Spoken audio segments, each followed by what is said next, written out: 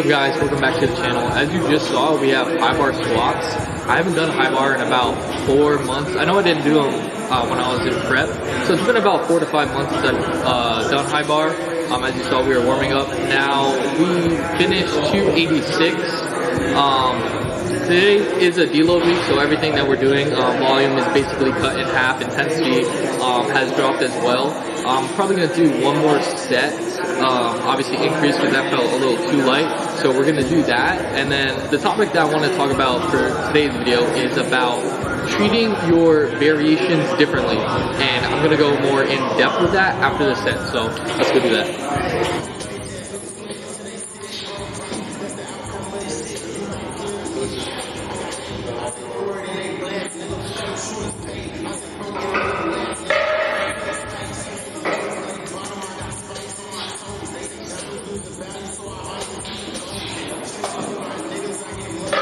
So as you saw, we did our last set. It was 308. It moved really good.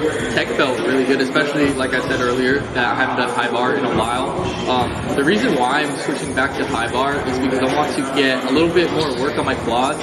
And also, one thing that I realized for me personally, like I said, this is for me, it may not be the same case with you, but when I was doing tempos, it was throwing my comp squat off a lot. So what I would do is I would kind of go into the descent a little bit slower than what I naturally do, and it would actually mess up my rebound. So that's why I'm introducing high bar again, because high bar, along with my comp squat, is a lot faster in the descent, which is what I'm looking for. That's what I'm looking for the most.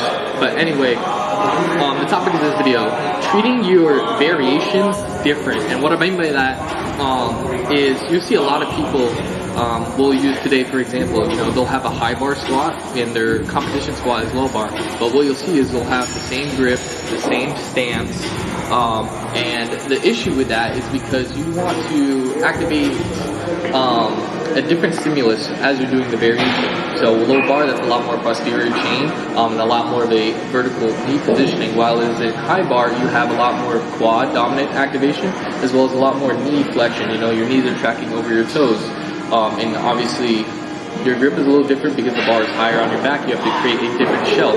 And the reason why I'm doing that is because I'm treating my high bar as its own lift specifically, rather than kind of comparing it to my low bar. The reason why I'm doing that is because in my mind, the high bar is entirely different.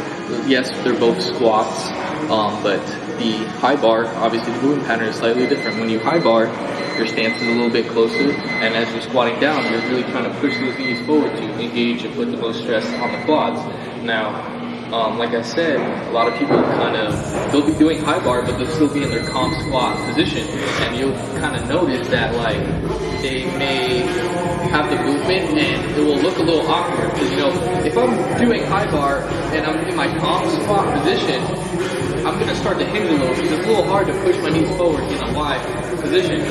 Now, if you look at my competition squat, I have a tight shelf.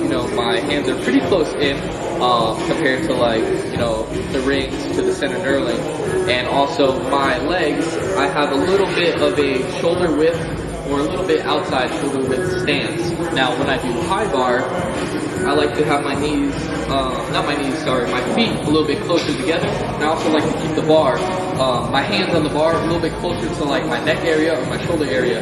And I keep it a lot more compact as opposed to my low bar, which is a lot wider. And the reason why I do that is you have to adjust your body depending on the movement. Like I said, high bar, everything is a lot more compact, much more forward knee travel as opposed to low bar. Low bar, like I said, I'm more stronger in that wide stance as opposed to high bar, I'm stronger. If I were to practice or even train a low bar stance with a high bar position, it would just feel awkward. And I see a lot of people do that. They'll have wide stance, wide grip, and then they'll wonder why they're folding at the bottom. Well, that's because you're doing high bar with low bar mechanism, with a low bar movement pattern, and that's not what you want to do. You want to treat each lift separately, especially the variations. So we're going to move on to some accessories and then wrap up this workout. So let's go do that.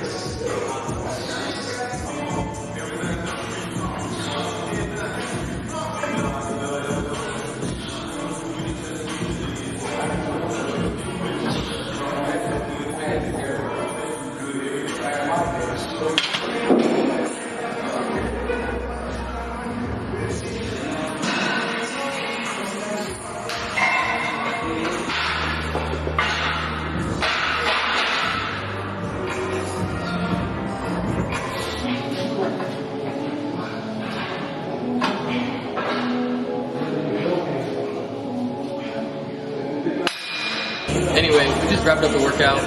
First time filming accessories, so now you guys know more of an idea of what my workout looks like. Like I said, we're on a deload, so I'm actually pushing the intensity on my accessories a little bit higher than normal, just because the intensity drop on my compounds allowed me to push intensity elsewhere. So less intensity on my compounds, more intensity on my accessories. But anyway, hopefully I provided some information as to treating your variations differently. That's something that's helped me a lot, something that I implement with my clients that has helped them a lot. Maybe if you're, kind of feeling, hey, my variation squat day or whatever the case may be is feeling a little off, why don't you try treating it as if it's a different lift entirely. Anyway, that wraps up the workout. I appreciate everyone for tuning in.